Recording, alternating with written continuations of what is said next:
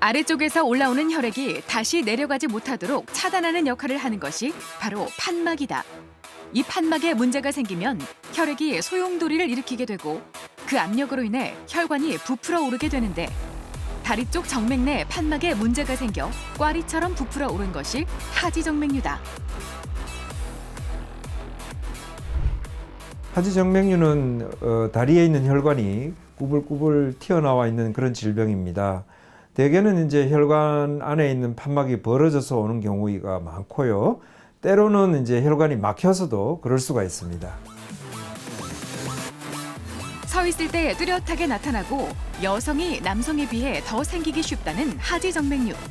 장기간 서서 일하거나 오래 앉아서 일하는 사람에게 발생하기 쉽다는데 발목, 종아리, 허벅지, 하지의 다양한 곳에서 관찰되는 하지정맥류. 오늘 TV두치에서는 하지정맥류에 대해 자세히 알아본다.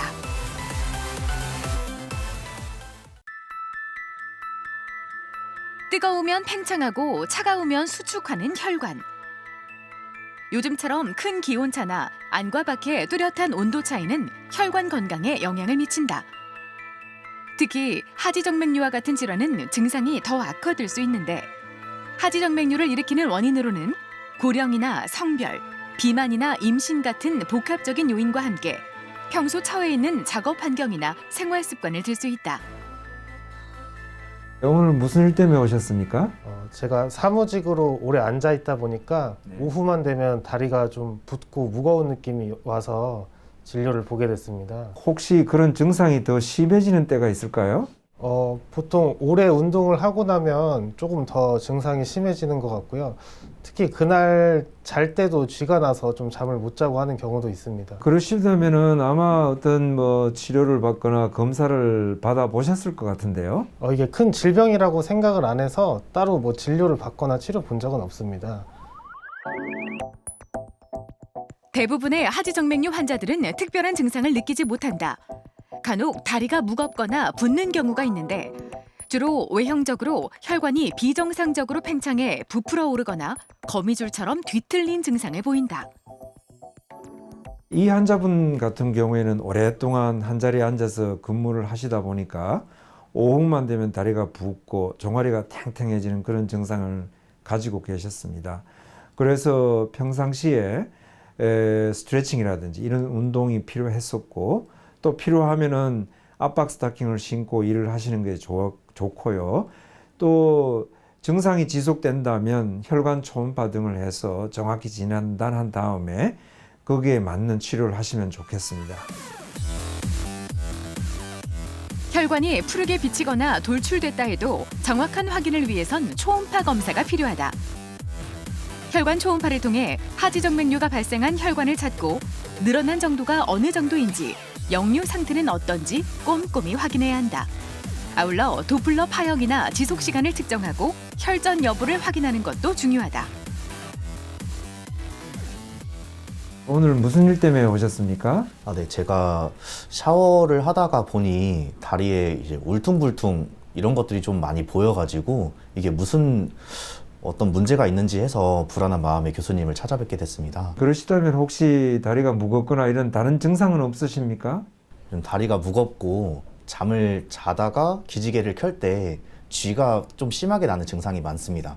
그러면은 그 가족이나 친지 중에 하지정맥류로 치료를 받거나 수술 받으신 분이 계신가요? 네, 최근에 저희 어머니께서 하지정맥류를 진단받아가지고 치료받고 계시는 중입니다. 하지정맥류는 국내 성인 4명 중 1명에게 발생할 만큼 흔한 질환이다. 특히 다양한 원인 가운데 가족력을 첫 번째로 꼽을 수 있는데 부모님 중 한 분이 하지정맥류 수술을 받았거나 치료를 받고 있다면 철저한 관리를 통해 주의가 필요한 질환이다. 이 환자분께서는 이미 다리에 있는 혈관이 꾸불꾸불 튀어나와 있는 상태에서 오셨습니다. 더군다나 어머니께서 이미 하지정맥류 치료를 받고 계셨고요.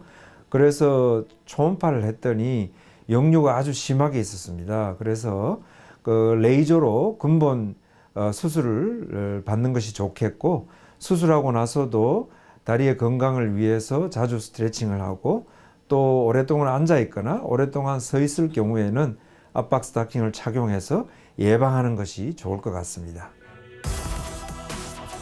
하지정맥류 치료 가운데 선행돼야 하는 부분은 생활습관 교정과 압박 스타킹 착용이다. 하지만 이런 보존적 치료로 효과가 없을 경우엔 적극적 치료가 필요한데 판막 부전에 의해 역류가 있는 정맥을 제거하거나 혈류가 통하지 않게 함으로써 증상을 완화시킬 수 있다. 최근에는 피부를 절개하지 않는 고주파나 레이저 치료가 선호되고 있다.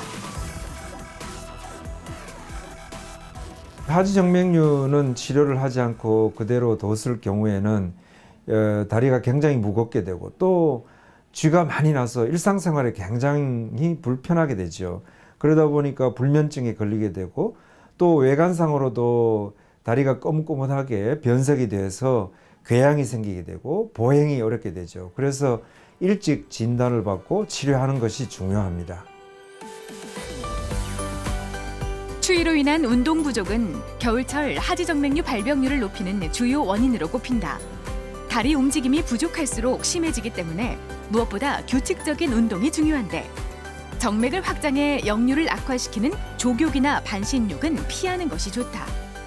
다리 혈관의 건강한 탄력, 생활 속 지혜로 지켜낼 수 있다.